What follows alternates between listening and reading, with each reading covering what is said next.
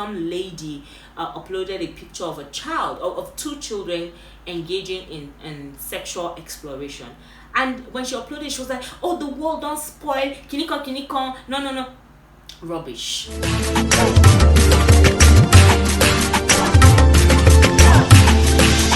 Hi, welcome to this episode of Shades of Us, The Rant. I am Ramat.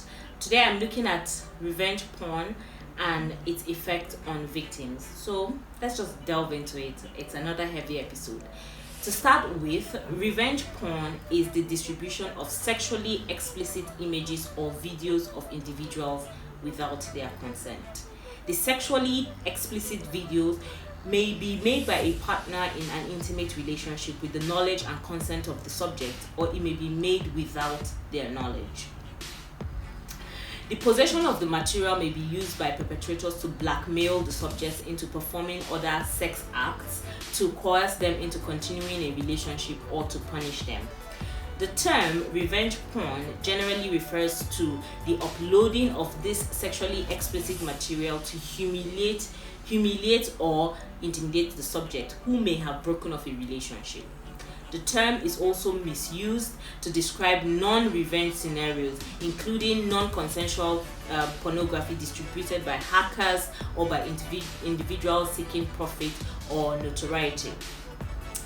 The images are usually accompanied by sufficient information to identify the pictured individual, typically names, locations, and can include links to social media profiles, home addresses, or workplaces. Victims whose images expose them to workplace discrimination, cyber stalking, physical attack can have their lives ruined as a result. And some academics have argued that revenge porn should not be used, and instead it should be referred to as image-based sexual abuse. I like that term, but I will still call it revenge porn. And then if videos or images in question are of individuals who are minors, this can lead to legal action for child pornography. So all of these things I have said is just setting the foundation. It's the description of the term revenge porn. I want to talk about resharing revenge porn. So let's say a scenario. Somebody has sex with her man and they have a conversation, they have it filmed, and then this man, when they break up, uploads it on social media. We have seen these cases. We've seen a girl from Babcock University whose boyfriend did that to her. We have seen the senator from Kaduna State in Nigeria whose girlfriend did it to him. We have seen different scenarios where people's nude pictures or sex tapes were released into the public. Now, releasing it is bad, that goes without saying. But then there are a group of people who make it their point of duty to now reshare this.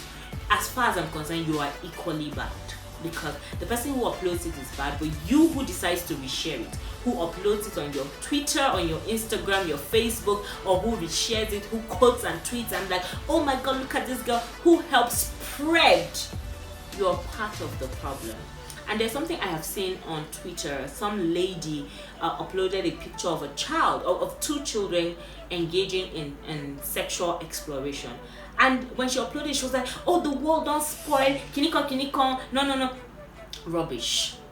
I looked at her and I said, I assumed she didn't know. And I sent her a message and I said, "Lady, this is child pornography and you should not share things like that." She was like, "She just was sharing to spread the information, blah blah blah." If she was in another country, she would have been arrested for child pornography, because I have heard of a story of a woman who received a similar video and then forwarded the message to someone. She was living somewhere in the UK, somewhere I guess in Europe if I'm not mistaken, and then she shared it. She didn't even upload it, she just shared it via WhatsApp to somebody, and she was arrested for child pornography.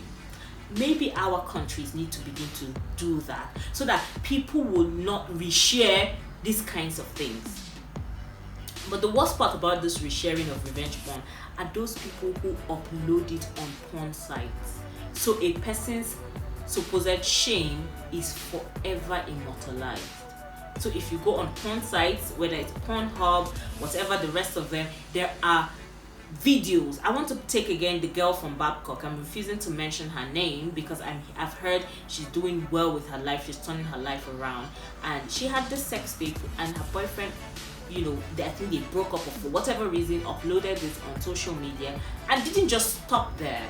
He uploaded it on Pornhub, and people went there to watch and were happy and gloating, and I said, oh goodness, there is something has to be wrong with you to do something like that.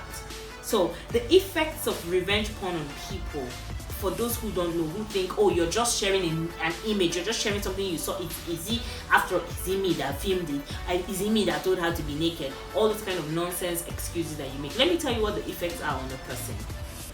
First, it has serious mental health implications on victims.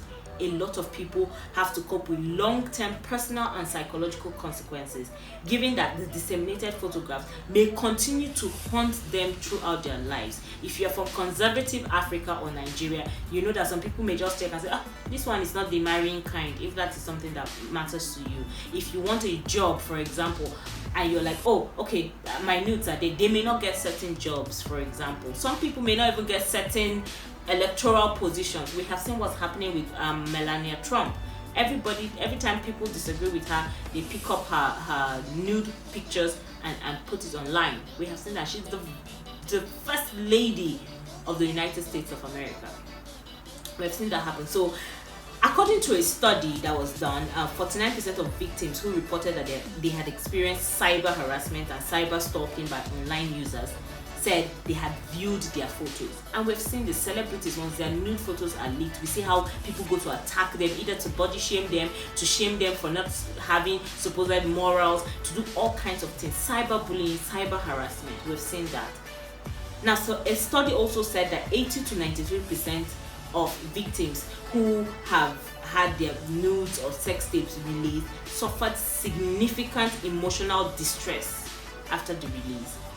Now, this distress may include anger, guilt, paranoia, depression, and some people kill themselves. So this, it's not me that videoed it, it's I just shared it. You may lead somebody to kill themselves. Now, some people feel that their relationship will be destroyed, they go into isolation, they are sad. Many people have long-term consequences, especially if they are victims of sexual abuse. And this is again why I bring up Pornhub. Pornhub has a lot of sexual material of people who have been raped, who have been abused, people who they use revenge porn on, and they have refused to bring them down. They're like, they didn't upload it. And yes, they have that caveat, but they also should have the caveat to protect people whose lives have been destroyed. And then imagine the ripple effect, because the internet is an ever-widening rabbit hole. So imagine what happens when it goes on Pornhub and then it goes on the multiple other sites that are there. I'm not against Pornhub. If porn is your thing, that's fine. But if it infringes on the rights of human beings, we will call you out for your bullshit. Sorry, YouTube. I may or may not censor that part. So having said all of this, let's look at what the legislation does for people who are victims of revenge porn. First, laws banning revenge porn have been slow to emerge. Contributing factors to this is that there is a lack of understanding of the gravity of what this is, and that some people think, I have free speech, so I can say whatever I want or do whatever I want. And some people believe that existing laws already provide adequate protection. And the most important one, generally, because most victims of revenge porn are women, is that people just generally do not care about women. Jurisdictions which have passed laws against revenge porn includes Israel, Germany, the United Kingdom, Canada, 40 to 50 states of the United States, and Australia. So they have passed this law. But other countries are still like, is it really a thing? Is it really a big thing? It is a thing. It is a huge thing. In South Africa, the Films Publication Amendment Act of 2019 makes it a crime to distribute a private sexual photograph or film without the consent of the pictured individual and with the intent to cause them harm. So at least South Africa is getting there, trying to address it, right? In fact, they even have a penalty of close to 150,000 rand and 2 years imprisonment if someone does this to another person, because it is an infringement of their basic human rights.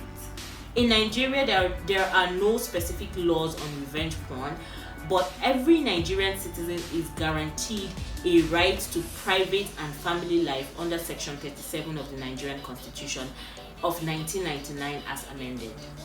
Victims can seek redress by filing a petition for the enforcement of their fundamental human rights or follow through with this other law. So the copyright law protects them because it has to do with distribution. So if, for example, it is said that most of these pictures, 80% of the pictures that are taken nude or sexual or depicting sexual acts are taken by the victims themselves. So they can sue for using the copyright law to say, they didn't give consent to have their content distributed. That's one. Another thing is the Cybercrime Act of Nigeria, Section 24 of the Act, which provides that any person who knowingly or intentionally sends a message or other matters by means of computer systems or network that is grossly offensive, pornographic, or of an indecent, obscene, or menacing character, or causes any such message to be sent, or he knows to be false for the purposes of causing annoyance, inconvenience, danger, obstruction, insult, injury, criminal intimidation, enmity, hatred, ill will, a whole lot of other things, the law says that they should be convicted to a fine of not more than 7 million naira. It will not change your life if your nudes have been leaked or your sex acts have been leaked, but it will cost the person a lot of money if you take it and you see it through to court. Now, the last law that Nigeria provides is the Criminal Code Act, that says that any person who knowingly sends or attempts to send by post anything which encloses, whether living or inanimate, of such a nature as to be likely to injure any other thing in the course of conveyance or to injure any other person, or encloses an indecent or obscene print, painting, photograph, lithograph, engraving, book, card, or article, or which has on it or on its cover any indecent, obscene, or grossly offensive word, is guilty of a misdemeanor and imprisonment for 1 year. It is small, but it is a step forward. The law is a mouthful, but the main thing that Nigerian law is saying is you do not, send these kinds of pictures. So there is some room for people who whose pictures have been leaked. I want to say that victims of revenge porn need to understand that it's not their fault. Taking pictures nude or depicting sexual acts is fine. That is your thing, right? If somebody decides to leak it or put it out there, they are the ones who are at fault. So they are the ones who negated your right to privacy. They are the ones who negated your right to the decency you may want for yourself in the public space. And so they are the ones that should be punished. So it is important that everyone who has had their nudes leaked, it's important that you know that there are laws that can help you seek redress. As hard as it may be, constituting legal action against sexual abusers is a way to check them. I mean, if 1, 2, 3 people suffer as a result of this, they will change. So, as hard as it may feel, I personally say if I ever have my nudes leaked, I'm going to do a nude shoot. Yes, I have conservative parents. Yes, my job is conservative, but I will do a nude shoot. And I'll be like, you know what, my body is mine, right? You cannot shame me for having my body. So I know it's hard and it's painful, but I would want to suggest that victims of revenge porn sue their abusers for everything they have. And then if you are the kind of person who wants to release people's nudes, I think this is the time to call it quits. Stop it. That's all I can take for today. How do you think people who commit revenge porn should be punished? And what message would you give to a victim of revenge porn? Share your comments below, and as usual, I want to thank all the organizations that are working to ensure that we end all forms of sexual abuse against women and girls. I especially want to thank Legal Pages for explaining in the simplest form ways to seek redress for victims of revenge porn. That's about it on Shades of Us, the rant. Watch to the end of this vlog to find out ways to contact us, and don't forget to tune in every Wednesday at 3:05 p.m. West African time for new episodes. It's hugs and kisses from Mama. Bye. Ya.